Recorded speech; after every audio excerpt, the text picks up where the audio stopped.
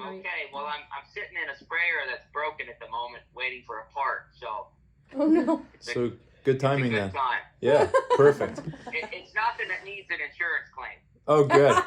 That's good news. That's key.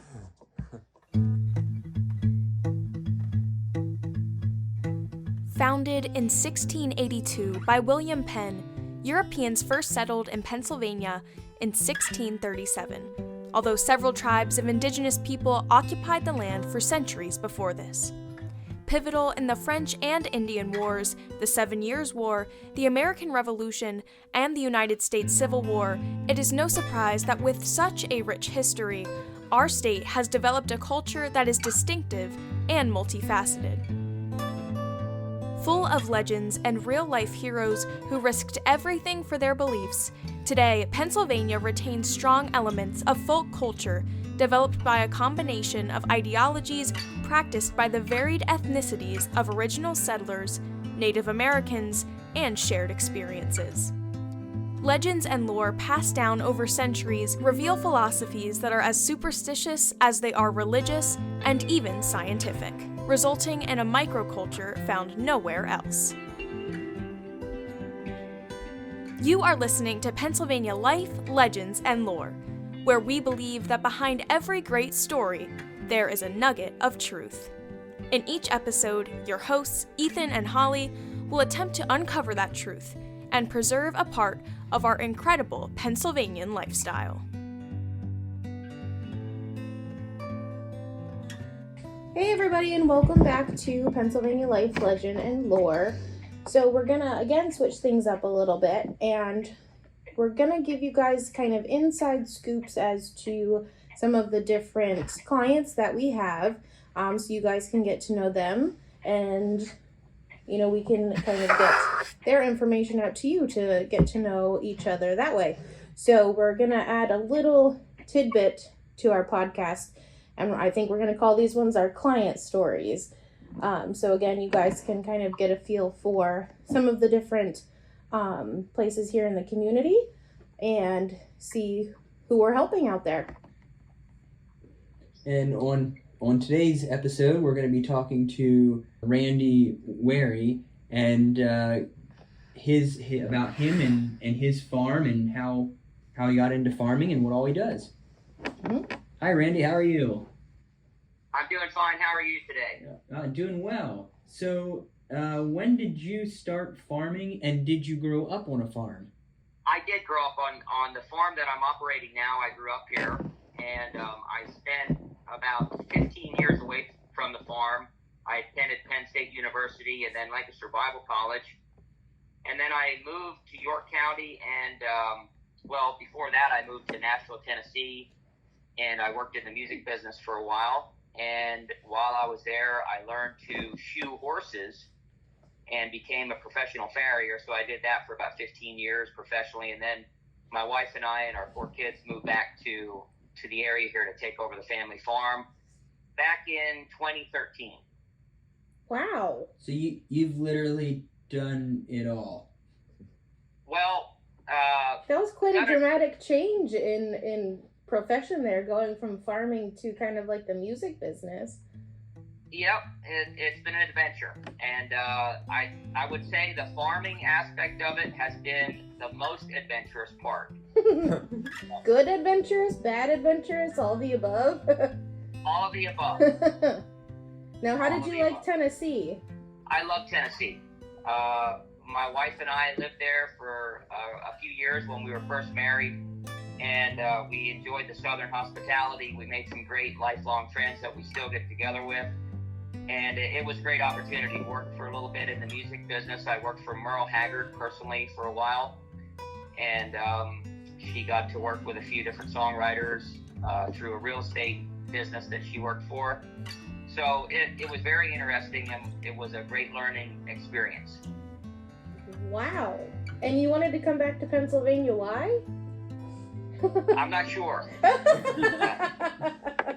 No, it's a beautiful place, and you grow up on a farm, and it kind of gets in your blood, as they say. Absolutely. Now, when you came back to take over the farm, was it because your family was at the point where they were finishing up with their era of the farm and you needed to step up, or was there anybody else in your family that wanted to take over? That's pretty much correct. They were, my dad and his two older brothers were winding down and getting ready for retirement, and they wanted to see the farm continue, and they propositioned me to see if I was interested in coming back and taking it over. Okay. Wow.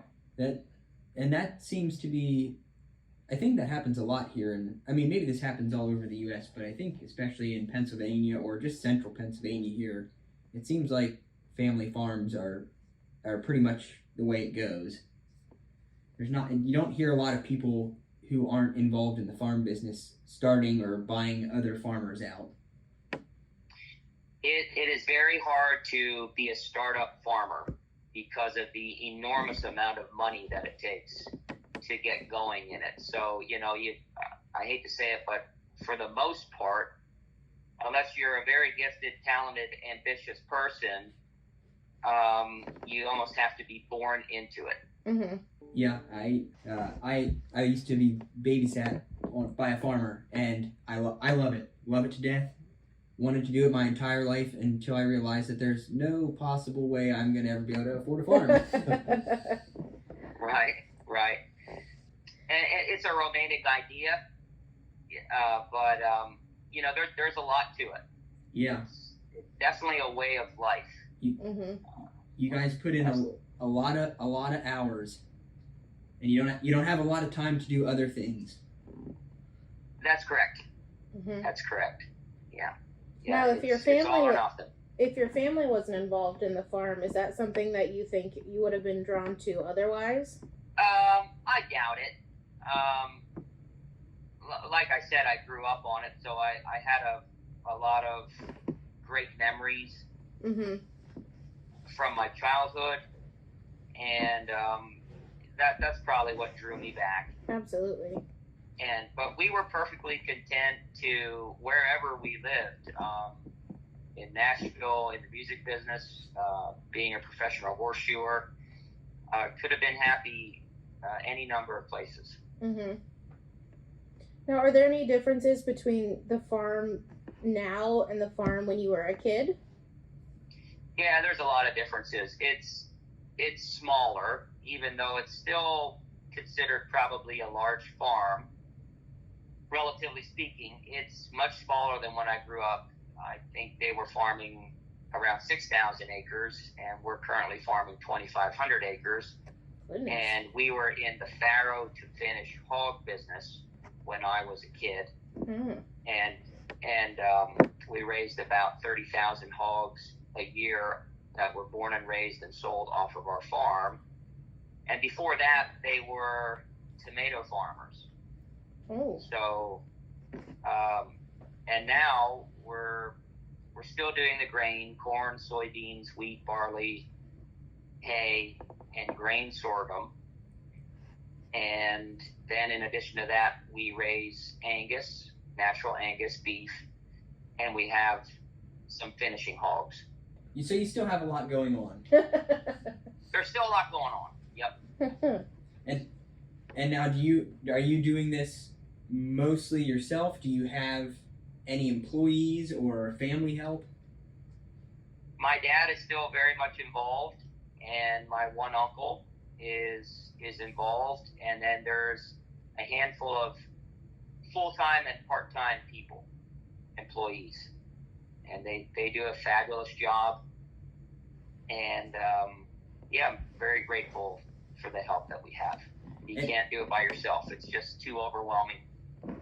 And for the people listening who aren't maybe as familiar with farms, I kind of know the answer to this question, but I'm guessing a lot of people don't. What are your normal hours like?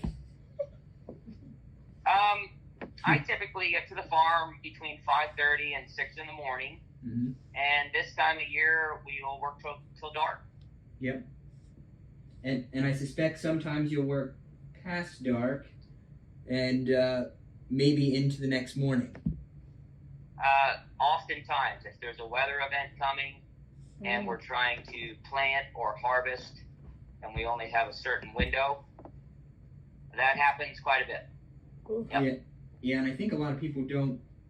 My personal opinion is I don't think a lot of people are quite as appreciative on farmers because I don't think they realize that, like here we have a 8:30 to 5 job. We go home, we get to do whatever with our time, and where you have, I mean, every day is a little bit different, and you could maybe get to sleep 4 hours some nights, if it's that, I'm guessing. Right. You're never finished. You just decide to quit for the day. Yep. That's the best way I can put it. Yeah. I always feel like people don't appreciate farmers from that aspect enough, that you put in a lot of time compared to most other people and their jobs. Not saying that other people don't put time into their jobs, but farmers especially. That is correct. Yep. And you really don't understand it until you're in it. True. I always joke it's kind of like being married.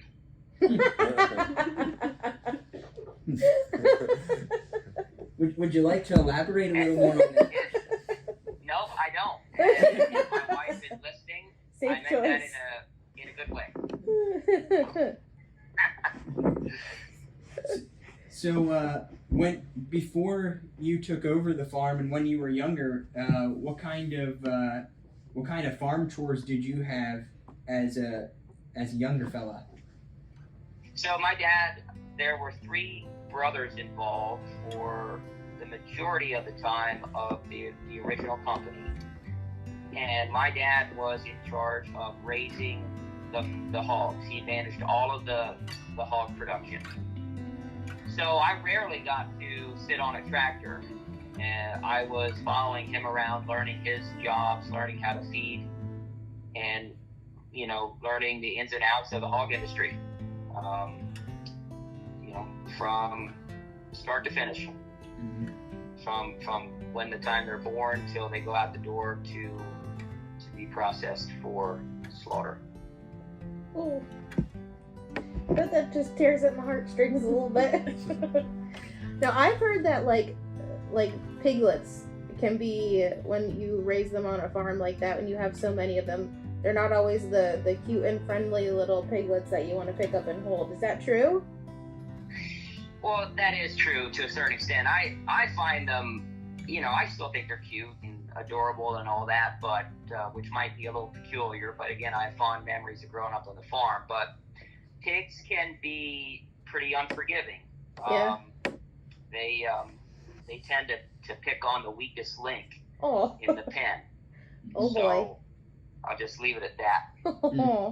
What do you think nowadays? What are the biggest challenges you face as a farmer? In recent years, it's been supply chain problems, huge fluctuations in the market, and enormous fluctuations in prices for inputs.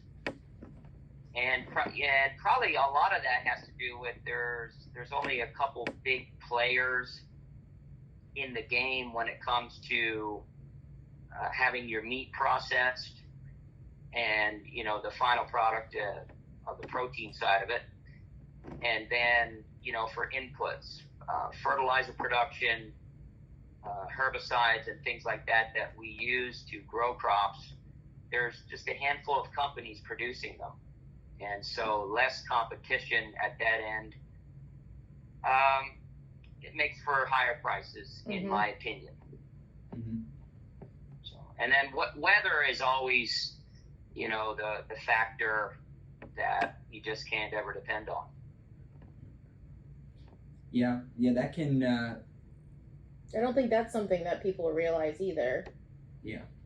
That you have like a certain window to get things done, and depending on how the weather has been for you can make you have a good year or a bad year. Yep.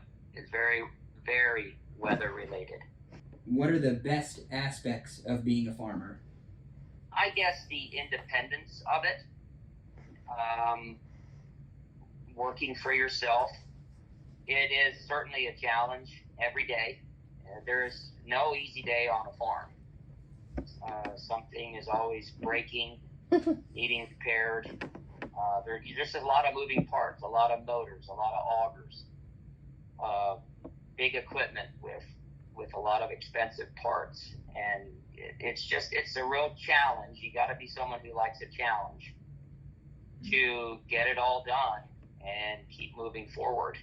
But there's a great satisfaction that comes with the final product.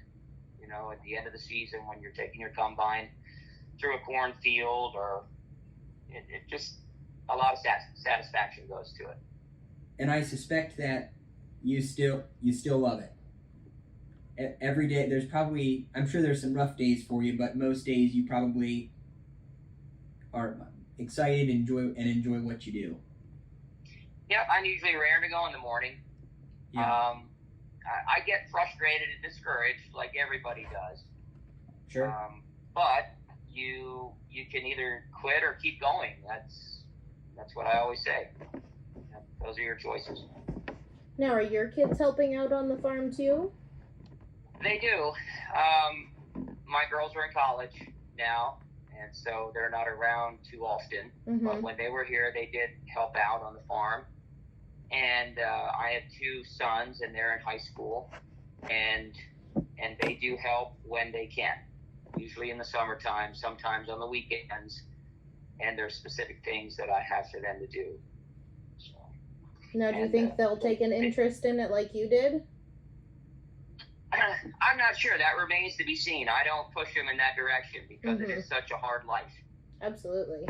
You have to really be dedicated to it. Yeah, you don't want to talk somebody into being a farmer. Right. That won't go come back over to well. haunt you.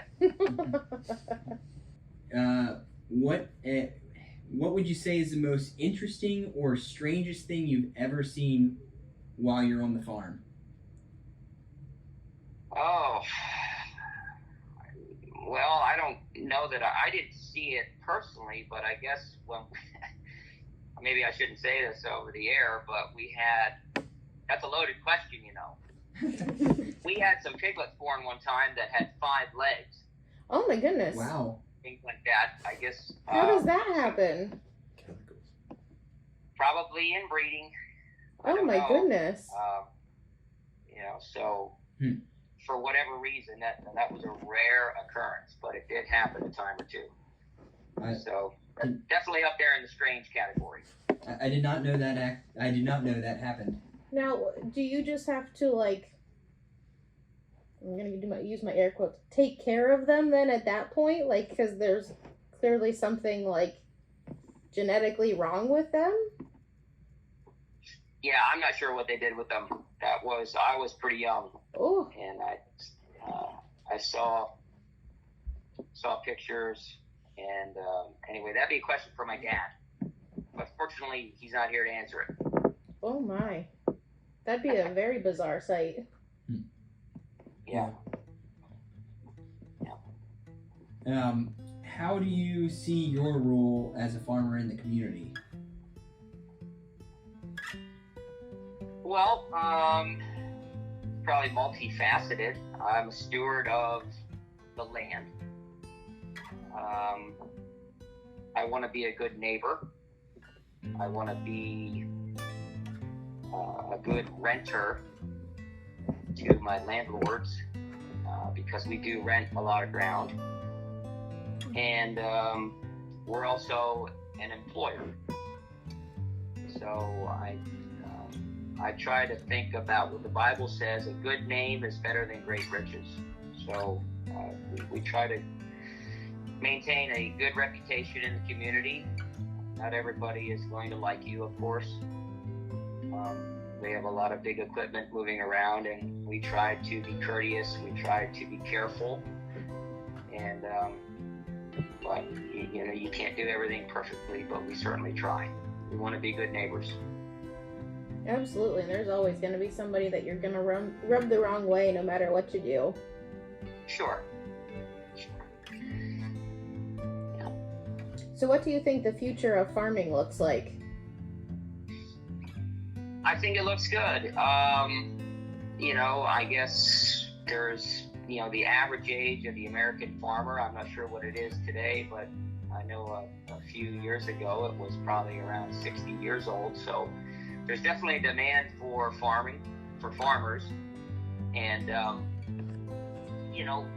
they're not making any more land, as they say, and the world population keeps exploding. So I think there's a good outlook for farming.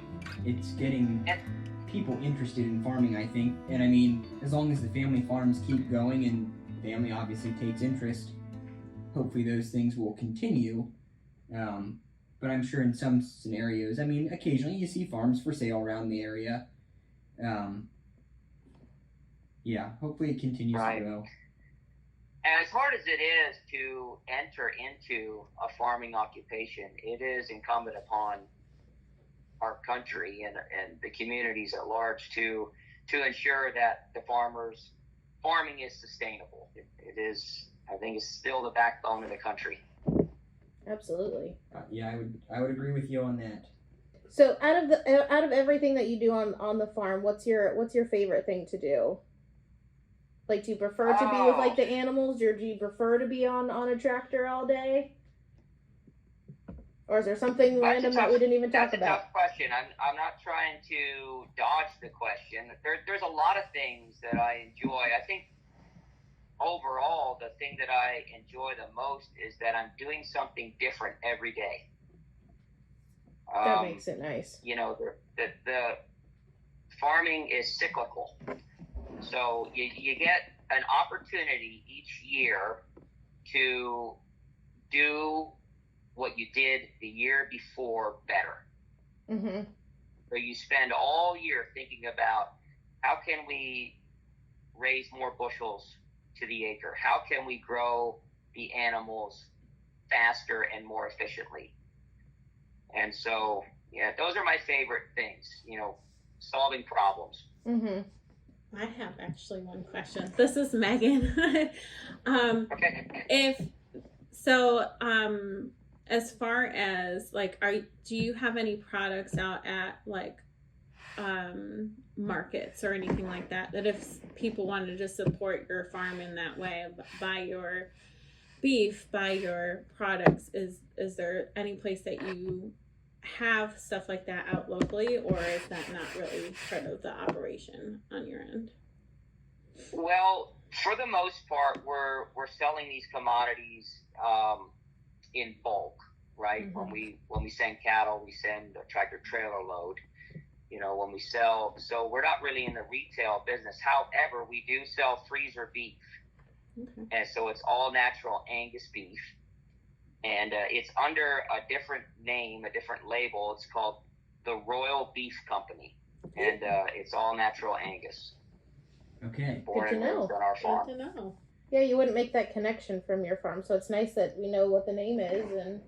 And to our listeners, Absolutely. Royal Angus, go buy it. Yep. There's a plug. Thank you. Absolutely. My question for you is, because I always hear this being asked or being talked about. So out of curiosity, how much vacation do you take in a year?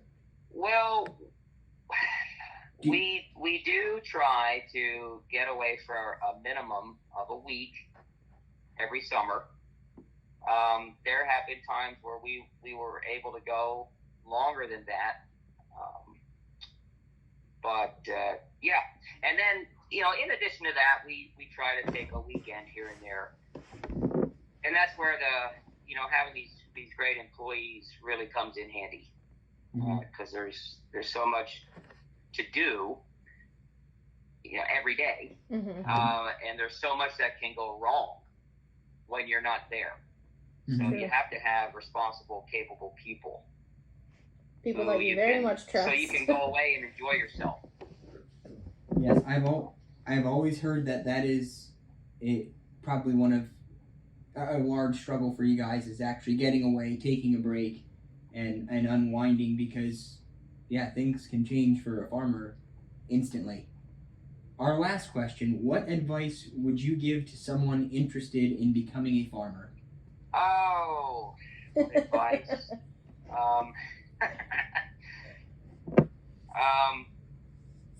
Have a backup plan.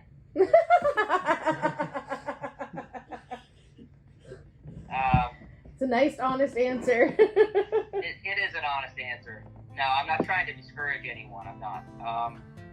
Don't be afraid to get your hands dirty. Mm-hmm. You really have to just tear into your work if you want to be in agriculture.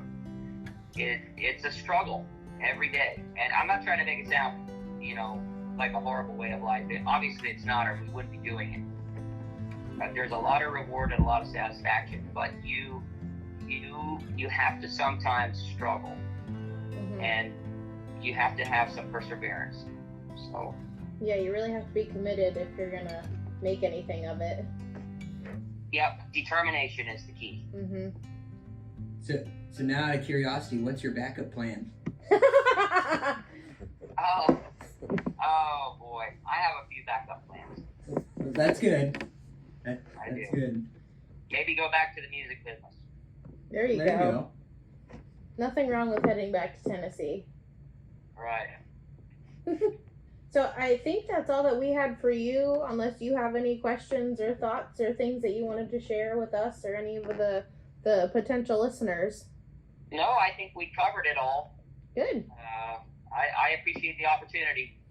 Absolutely. And We appreciate you coming on and letting taking us some pick your time out of brain. your day. Yeah. Yep, no problem. Well, I'm just, like I said before, I'm just sitting here in a broken down sprayer, waiting for a part to be delivered. So, hey, I had nothing better to do, right? So we timed it perfectly. We did. All right, well, we'll let you get back to it, and hopefully you can get that fixed soon so you can get back up and running for your day.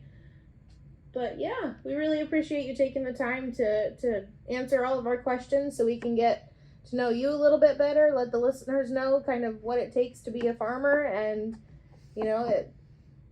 get your information out there. Likewise, I appreciated the opportunity.